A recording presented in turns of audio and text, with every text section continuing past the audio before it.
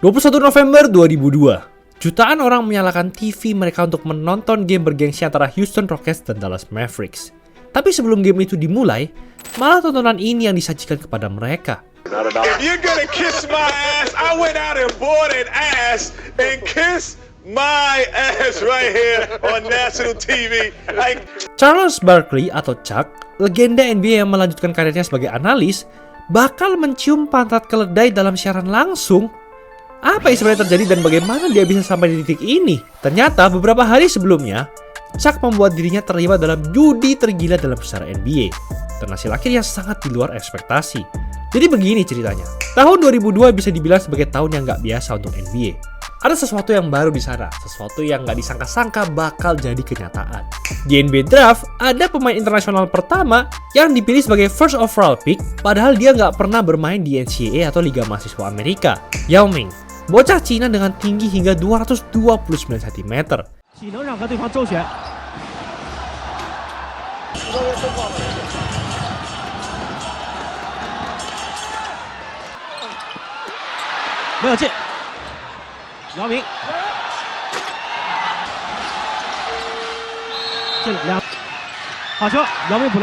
Secara fisik, Yao seperti punya kunci untuk mendominasi NBA dalam waktu cepat.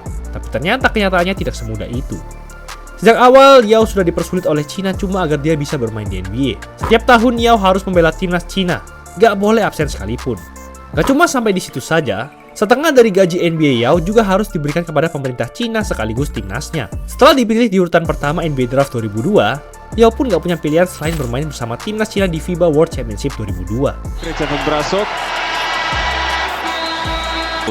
Yao Ming.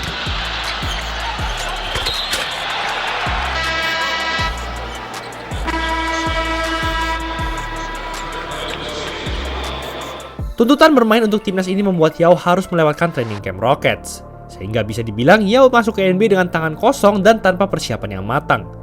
Semua praktik dan penjelasan prinsip, strategi, dan filosofi tim baik di sisi offense maupun defense, semuanya Yao lewatkan.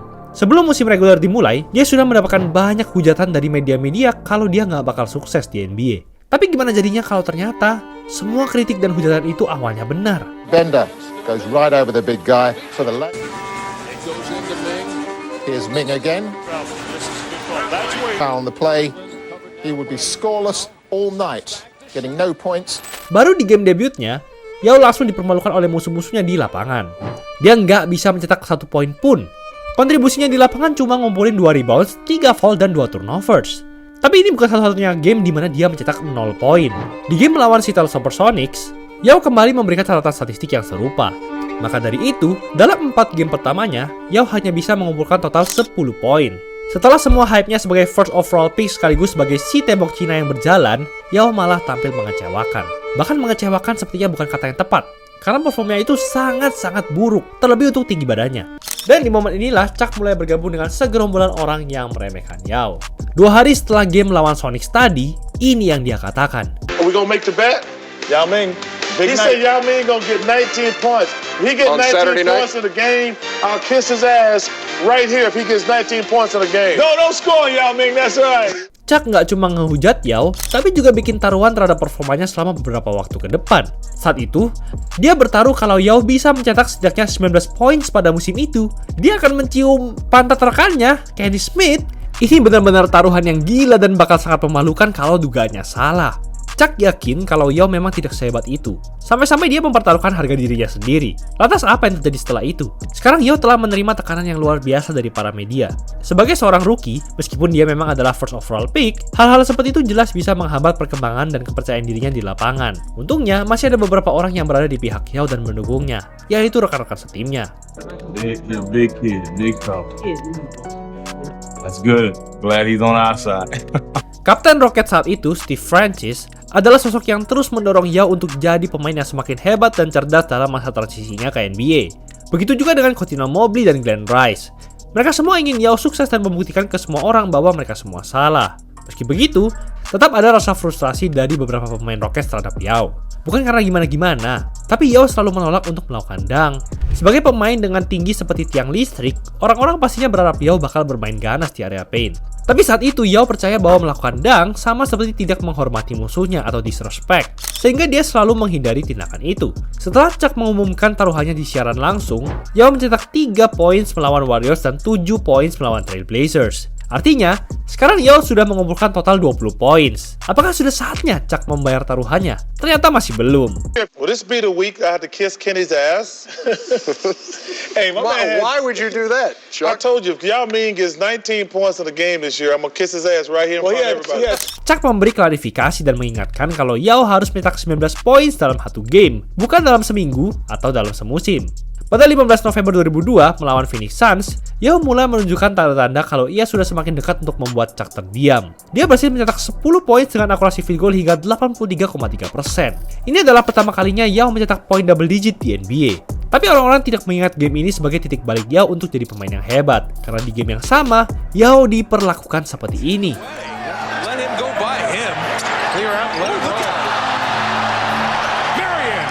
Ankle breaker ini nggak cuma membuatnya ditertawakan sama penonton dan pemain Suns, tapi juga membuatnya dihujat oleh para komentator.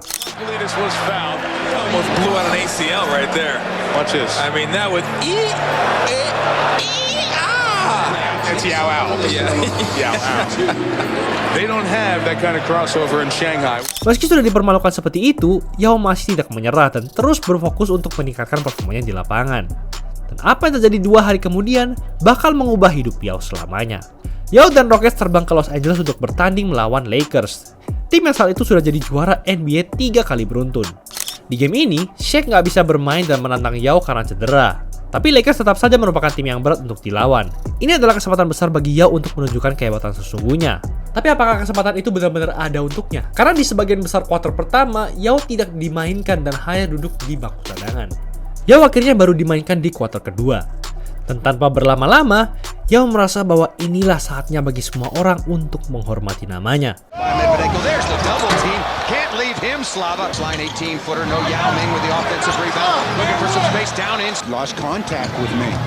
Ming wants to turn baseline and does reverse. Points quickly guarded by Samaki Walker. 7 on the shot clock. Fall away jump shot. Maybe that's the Samaki Walker trail it. Nice pass down inside Yao Ming.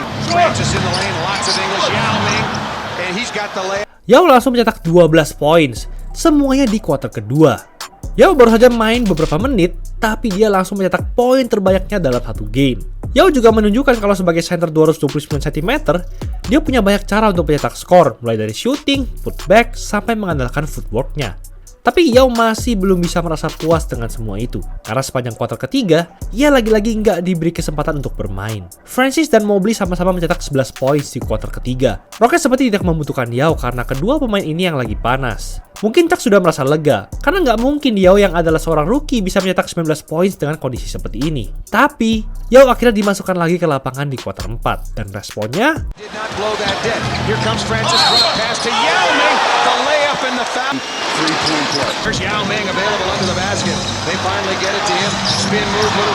Dua tembakan Yao ditambah 1 free throw berhasil masuk dengan sempurna, dan sekarang dia sudah punya 17 poin. Dengan sisa waktu 1 menit 50 detik, Rockets sudah unggul 4 poin dari Lakers. Tapi di momen ini, Kobe Bryant mengingatkan semua orang bahwa dialah sang pemain bintang di game ini. 3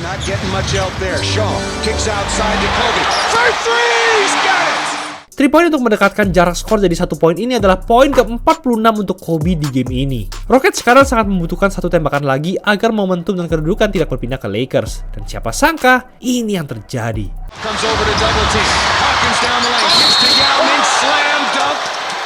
Yao Ming akhirnya mencetak 19 poin, 20 poin jika ditambah dengan free throw-nya ini. Dan kalau kalian perhatikan, Yao berkali-kali melakukan dunk di game ini, termasuk untuk poin ke-19-nya. Percaya atau tidak, dengan Yao yang gak suka ngedunk, dia bisa jadi memberikan peringatan kalau tidak ada yang boleh menghina dan meremehkannya lagi. Setelah game ini berakhir, tidak ada yang lebih senang terhadap performa Yao selain rekan setimnya sendiri.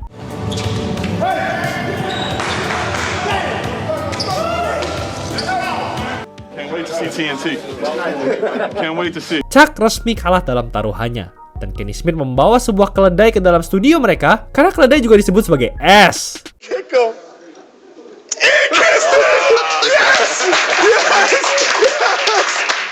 Setidaknya Chuck menepati janjinya dengan mencium pantat keledai Kenny ini. Mungkin ini dapat menjadi pelajaran berharga untuk Chuck agar dia lebih berhati-hati saat mempertaruhkan prediksinya. Bagaimanapun, kisah Yao Ming ini juga dapat menjadi pelajaran bahwa kesuksesan tidak dilihat dari bagaimana kita memulai, tapi bagaimana kita mengakhiri perjalanan kita. Setelah dipermalukan dan diragukan oleh semua orang, Yao nggak pernah absen jadi All-Star selama 8 tahun berkarir di NBA dan masuk ke jajaran pemain Hall of Fame. Dan mau tahu satu fakta menarik tentang Yao? Saat dia pensiun pada 2011, Yao berhasil mencatatkan rataan 19 points per game sepanjang karirnya. Itulah episode kali ini. Dimana lagi bikin jersey cuma 4 hari jadi, bisa custom satuan dan free design selain diisi sportswear. Gas, buruan ke all shopnya. Jangan lupa like dan subscribe agar channel ini bisa berkembang dan menghasilkan video menarik lainnya. Thanks for watching, I'll see you in the next video.